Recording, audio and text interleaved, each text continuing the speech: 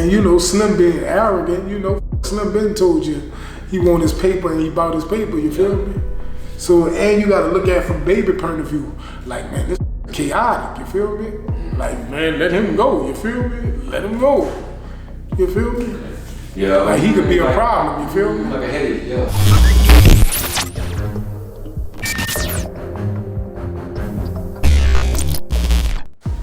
You guys were tight when Magnolia hooked up with Cash Money. Yeah. So what about that as far as the plug? You was already with Cutthroat at the time. With the Cash Money thing, all us come from the Cash Money club. It wasn't never like Slim started Cutthroat. You feel me? It wasn't even Slim had some type of connection to Cash Money. Because if you go back and listen to songs on the old BG song, he was like on 6 Shot. Pass me that 6 Shot. 6 Shot was supposed to be featured on that song, but 6 Shot wanted his bread up front. And at that time, you know, Cash Money wasn't even, they ain't had a deal or nothing like that. So Baby was like, you know, like, man, just put it down and pay you on later on down the line. And I think, you know, back then wanted their bread, so they didn't never put the verse on there, you feel me? So what about, so Slim worked with Cash Money before? Yeah, Slim worked. So what about Slim maybe signing with Cash Money? That was never on the table, never idea? I never heard anything about that, you feel me? But, you know, Slim always was in jail too. Like, you gotta think Slim, you know, from that type of perspective, you gotta think when you go to jail and you see another from your hood blowing up, it kind of make you like jealous or envious too, and they ain't mapping you up or nothing. So Slim came home with a vengeance, like, I gotta show them, you feel me? And that's why it was cool for Master P to go snatch him, because he already probably had animosity in his head, you feel me? Towards them already blowing up, you feel me? And you know, Slim being arrogant, you know, Slim been told you he want his paper and he bought his paper, you feel me? So, and you gotta look at it from baby point of view. Like, man, this is chaotic, you feel me? Like, man, let him go, you feel me? Let him go, you feel me?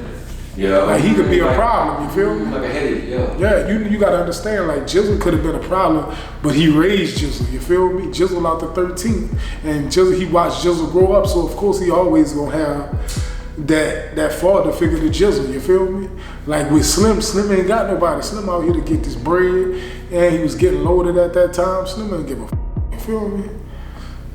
Slim was like, it's on the line, let's get it. It's whoever in the way is coming down, you feel me? Bro, that's the best explanation, the best answer ever when I asked somebody that question about why Slim never signed with Cash Money. That's real clear. That makes so much sense though, you know. With him being like, I probably looked at it as a live wire.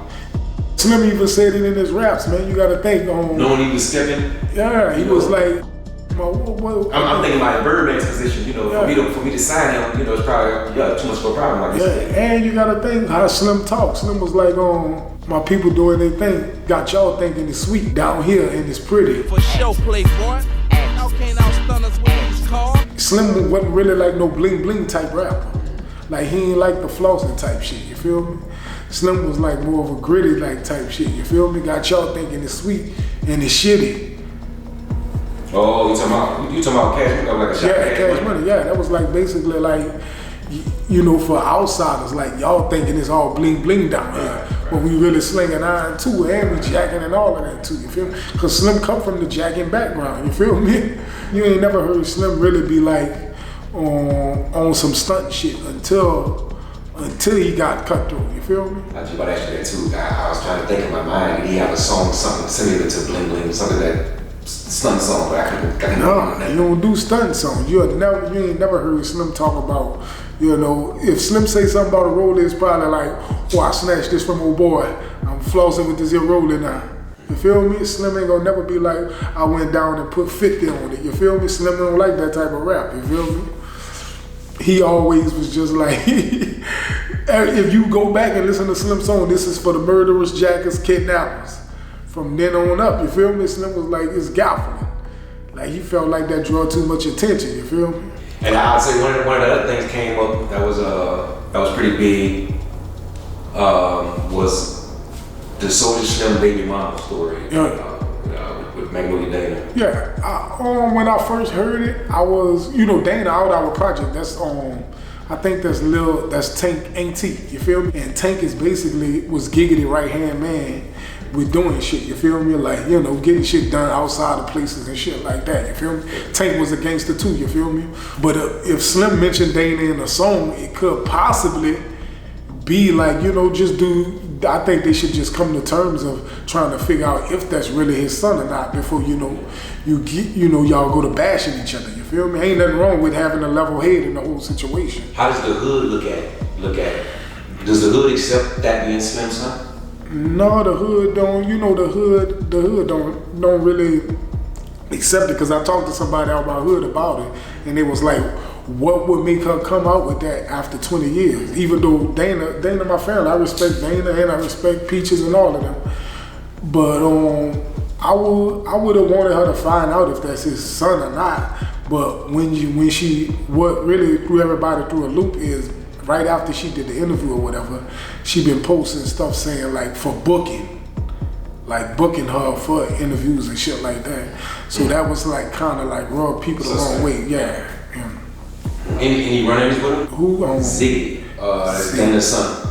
Oh no, I never ran into him. I probably met him as a kid and didn't know, you feel me? Cause Dana is family, you feel me? Like we all from off of Willow Street, you feel me? Gotcha. What you think about, I don't know if you want to speak on it, on Peach's stance on the whole thing? On Peach's staying on it? Yeah. I think, you know, she lost her brother, you feel me?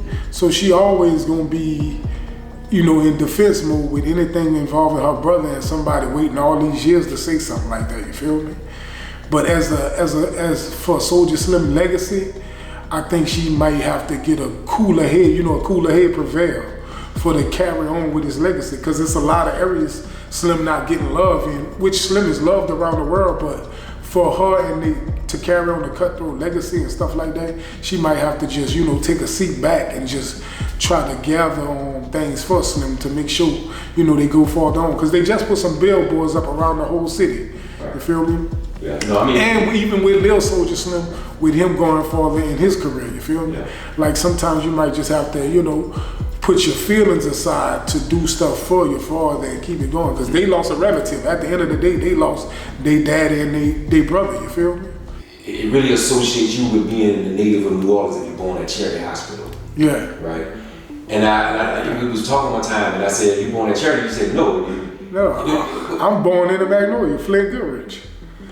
And that's a hospital that was literally in the Magnolia, Flint Goodrich, on Forest Street. Actually, like, it's probably like walking distance from Juvenile Porch. You feel me? Like, you can actually walk across the street and walk to Flint Goodrich Hospital. So what determined whether you was born at Flint Goodrich or Charity? If you lived in the Magnolia, that's pretty much where you was going at, how you made it. Yeah, that's pretty much where you was going to have it. So the majority of the people from the Magnolia was born at Flint Goodrich? Yeah, Flint Goodrich, yeah. Ah, okay. Yeah. Okay. Charity was like more of a later on thing when Flint Goodrich went to downsizing and, you know, and then they had Dr. Evans that was on the other side of the street. That was more like what they call it when you're a family doctor. Mm-hmm. And, you know, he became a family doctor across the street from the Brown Derby. What about the other uptown projects? Maybe the other projects in the city, did they have, because I know most of them have local schools, but what about hospitals? No, the other projects that I know of didn't have like the Callio would probably go to Charity because that would be closer. Yeah. Yeah, I never knew about that, bro. I never knew about Flint Goodrich that they had an actual hospital in the... Yeah, in the project. Like literally, Forest Street, this the Magnolia, that's Flint Goodrich right there.